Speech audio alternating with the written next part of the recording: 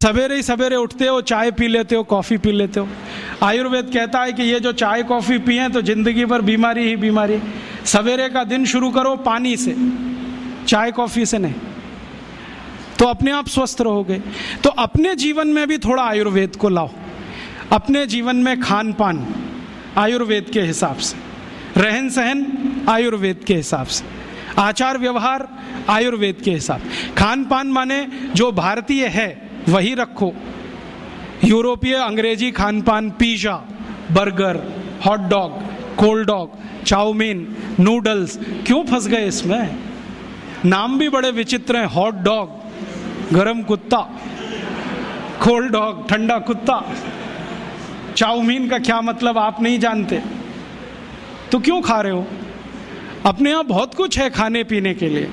भारत तो ऐसा अद्भुत देश है कि जिस दिन जन्म लिया और जिस दिन मरो, हर दिन एक नई डिश बना के खा सकते हो। इतनी वैरायटीज हैं इस देश में। ये यूरोप में तो पाव और भाजी माने बर्गर, पिज़्ज़ा, ये सब पाव से ही बनता है।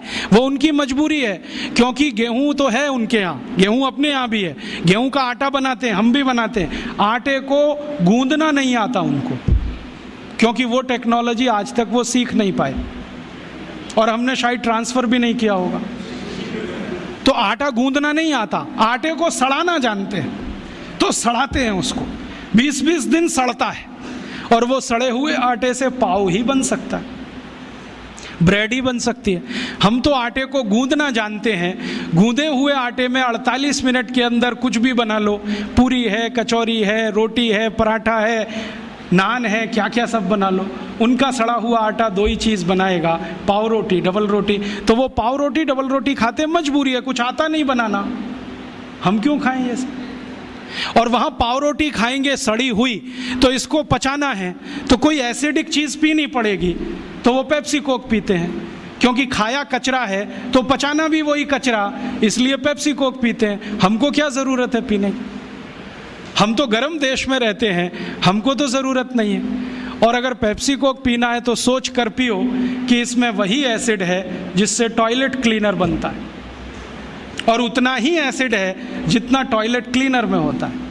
मैंने एक बार पेप्सी का पीएच कैलकुलेट किया था, 2.4 है, और फिनाइल का पीएच भी 2.4 है, हार्पिक का पीएच भी 2.4 है। तो एक दिन मैंने सोचा हार्पिक से टॉयलेट साफ होता है तो पेप्सी से भी होना चाहिए। मैंने किया और एकदम झकाझक सफेद।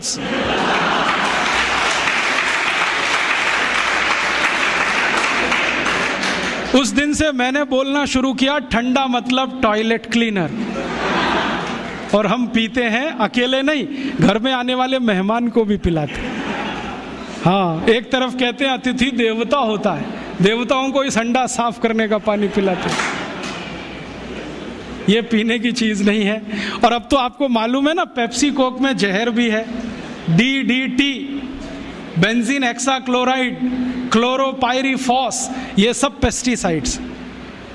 और जो वैज्ञानिक इस पर रिसर्च करते हैं ना, वो कहते हैं कि 7 साल पेप्सी पियो तो अंतड़ियों में कैंसर हो जाएगा, 5 साल पियो तो नपुंसकता आ जाएगी। वैज्ञानिक तो बोलते हैं कि 1 इंजेक्शन पेप्सी ब्लड में लगाओ तो हृदय घात की संभावना पैदा हो जाए।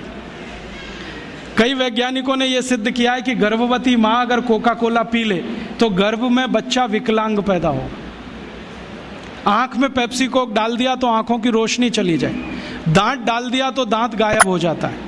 अभी ये कोई पीने की चीज़ है? मत पियो। अपने पास बहुत कुछ है पीने के लिए, संतरे का रस, मौसमी का रस, नींबू की शिकंजी, नारियल का पानी, दही की लस्सी, गाय का दूध, कुछ नहीं मिले तो घड़े का पानी। तो ये अमेरिका और यूरोप से जो कुछ आया ये हमारी जिंदगी में रहे जरूरी नहीं। दोस्तों, सबसे पहले तो चैनल सब्सक्राइब करें, फिर लाइक, कमेंट और शेयर करें। और हाँ, हमारा एंड्रॉयड ऐप डाउनलोड करना ना भूलें।